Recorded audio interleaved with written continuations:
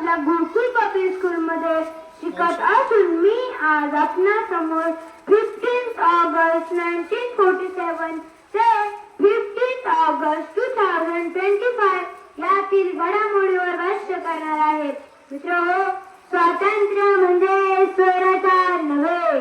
स्वातंत्र्य म्हणजे स्वराज्य नव्हे. स्वातंत्र्य टिकविण्यासाठी आपल्याला आपल्या देशाला देव मानावे लागेल.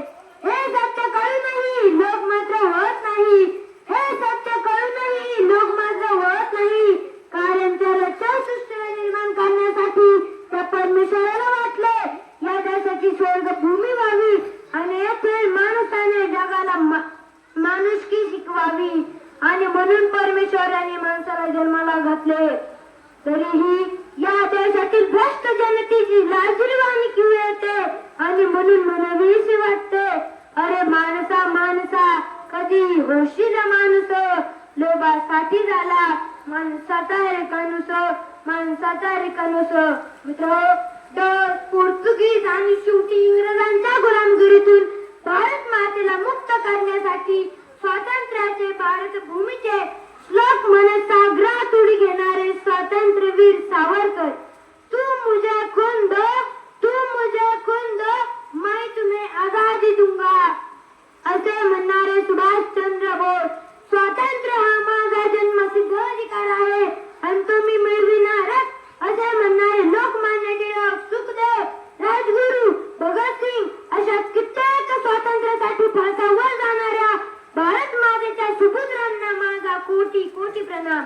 मित्रहो, स्वातंत्र्य मिळून आपल्याला कित्येक वर्ष पूर्ण झाले तरीही कुंपणाने शेत खाल्ले दात द्यावी कुणाकडे, कुंपणाने शेत खाल्ले दात द्यावी कुणाकडे अशीच अवस्था यासाठी झाली. धर्म, पंथ, जात, प्रथा आणि भाषाभेद आणि प्रादेशिक राजकीय पक्ष अशा प्रकारचा कडकडाट म्हणजे कॅन्सरची बिमारी अर्थात कूटनीती.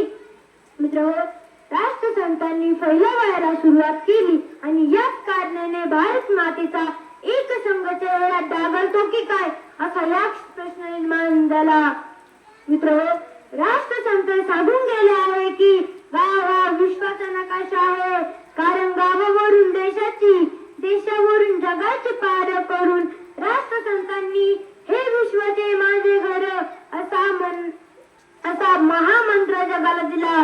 पण आज देश पातळीवर नव्हे तर जागतिक पातळीवर नजर टाकली की जागतिक समस्या सुलझण्याऐवजी ती विशिष्ट अवडंबर माजविणाऱ्या देशाकडून त्याला खत पाणी दिले जाते आणि हे विश्वाचे माझे घर अशा म्हणणाऱ्या राष्ट्रसंतांच्या विचारसरणीला पाठिंबा फासण्याचा प्रयत्न करतात ते फक्त आणि फक्त धूर्त राजकारणी.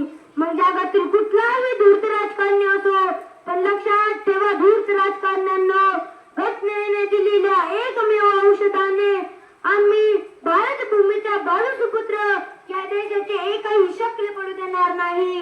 मग तो चीनच्या सीमेचा प्रश्न असो की पाकिस्तानने केलेले वारंवार आक्रमण असो, हे व अन्य प्रश्न आमच्या प्रामाणिकपणाचे द्योतक आहे. आणि म्हणून कवीने म्हटले आहे, यह देश है वीर जवानों का, यह देश है वीर जवानों का, rebelलों का, मस्तानों का, rebelलों का, मस्तानों का. इस देश की यार क्या कहना, इस देश की यार क्या कहना, ये देश है दुनिया का गहना, ये देश है दुनिया का गहना.